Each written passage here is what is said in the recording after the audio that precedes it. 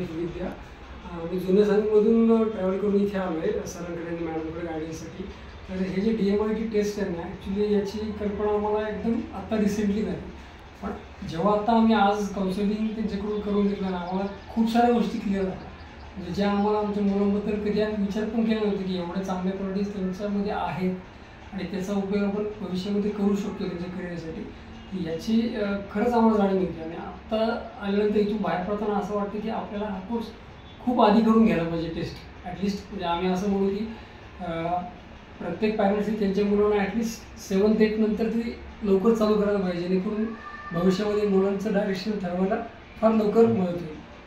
Thank you. खूप छान वाटलं आणि मुलांबद्दल खरंच खूप चांगल्या गोष्टी कळाल्या आणि त्यांना सपोर्ट करणं आपलं काम आहे ॲज अ पॅरेंट्स म्हणून.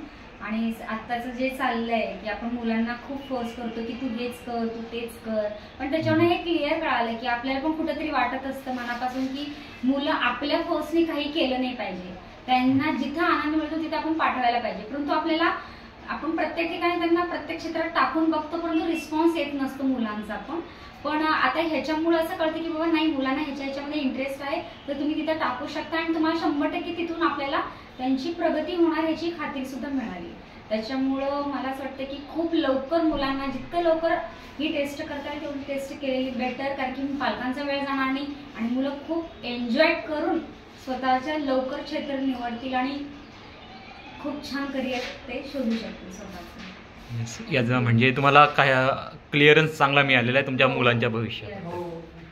Okay okay. खूप मस्त. सोमशेखर, तुला काही सांगायचं आहे?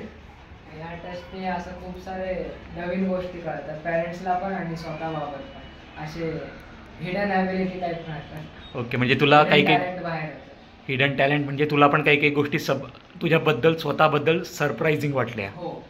Okay, very good. ओके बा, तुला काय बोलायचं आहे?